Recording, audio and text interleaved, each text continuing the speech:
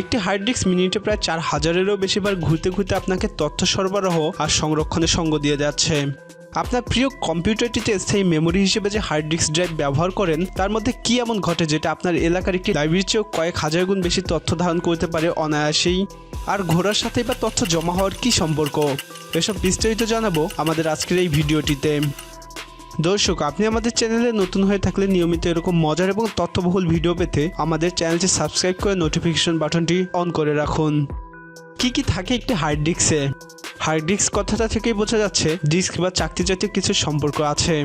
আধুনিক একটা হার্ড ডিস্কে অ্যালুমিনিয়ামের তৈরি কভারটি খুললেই দেখা যাবে পরপর কয়েক স্তরে সাজানো আছে কয়েকটি ডিস্ক বা চাকতি, যাদেরকে প্লেটারও বলা হয়।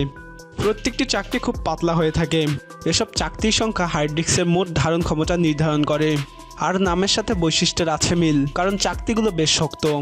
প্রত্যেকটি চাকতি একটি শক্তিশালী মোটরের সাথে সংযুক্ত থাকায় একই সাথে অনেক উচ্চ গতিতে ঘুরতে পারে। এই ঘূর্ণয়নের উপর নির্ভর করে অনেক কিছু, যার মধ্যে গুরুত্বপূর্ণ হলো ডেটা ট্রান্সফার রেট, অর্থাৎ ঘূর্ণয়ন যত বেশি হবে ডেটা ট্রান্সফার হবে ততই দ্রুত। এই ঘূর্ণয়ন মাপার একক হলো আরপিএম বা রেভুলেশন পার মিনিট। সাধারণত এখনকার হার্ড ডিস্কগুলোতে ঘোরার পরিমাণ হার্ড ডিস্ক বেজে 4200 থেকে 15000 আরপিএম এর মধ্যে হয়ে থাকে। প্রত্যেকটি ডিস্কের উপর সাজানো থাকে একটি করে রেকর্ডিং হেড, যা ম্যাগনেটাইজ ডিস্ক থেকে ডেটা রাইট করে, অর্থাৎ নতুন ডেটা যোগ করে বা রিড করে ডিস্কে থাকা ডেটা নিয়ে কাজ করার সুযোগ করে দেয়।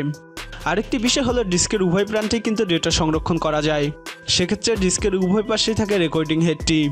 ডিস্কগুলো থেকে মাত্র কয়েক ন্যানোমিটার উপরে থাকে প্রত্যেকটি হেড, আর সেগুলো যুক্ত থাকে মুভিং অ্যাকচুয়েটর আর্মের সাথে, যার ফলে সেগুলো ডিস্কের উপর স্বাধীনভাবে বিচরণ করতে পারে প্রয়োজন অনুসারে।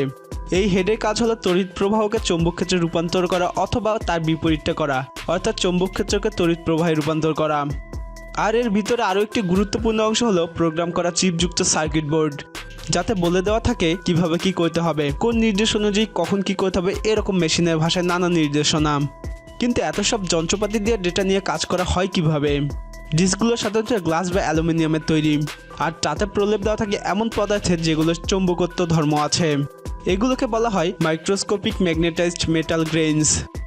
আপনার ডেটাগুলো চিরপরিচিত রূপে সংরক্ষিত থাকে না, ডেটাগুলো হার্ড ডিস্কে থাকে ম্যাগনেটিক প্যাটার্নে। আরেকটু পরিষ্কার করা যাক, ডিস্কের পৃষ্ঠগুলোকে ক্ষুদ্র ক্ষুদ্রভাবে কল্পনা করুন। দৈর্ঘ্যের প্রস্থে তা কয়েক ন্যানোমিটার। এদের প্রত্যেকটি ভাগকে বলা হয় এক একটি গ্রেইন, যেগুলো চৌম্বকত্ব ধারণ করে। অনেকগুলো গ্রেইন মিলে একটি গ্রুপ বিবেচনা করা হয়, যেখানে প্রতিটি গ্রেইন একটি চৌম্বক ক্ষেত্র তৈরি করে যাদের আছে নিজস্ব দিক। এই দিক থাকতে পারে দুটির মধ্যে প্রত্যেকের যে কোনো একটি করে, অর্থাৎ তীর চিহ্ন দিয়ে তা প্রকাশ করা হলে একটি ডান দিকে বোঝালে আরেকটি হবে বিপরীত, মানে বাম দিকে। যেহেতু এখানে ব্যাপারটা গ্রেইন নিয়ে আর সেগুলো কিছুটা জায়গা নেয়, তাই উদ্দেশ্য সবসময়ই কীভাবে এই জায়গার সঠিক ব্যবহার করে ধারণ ক্ষমতা বাড়ানো যায়। সোজা ভাষায় বলতে গেলে প্রতি বর্গ ইঞ্চিতে ঠিক কত বেশি পরিমাণ তথ্যকে ঠেসে রাখা যায়। তথ্য রাখার ঘনত্ব যত বাড়বে ঠিক তত বেশি পরিমাণে তথ্য আমরা জমা করতে পারবো। তো বন্ধুগণ, এই ছিল হার্ড ডিস্কের সংক্ষিপ্ত বর্ণনা। সামনের ভিডিওটা হার্ড ডিস্ক নিয়ে আরও বিস্তারিত আলোচনা করব।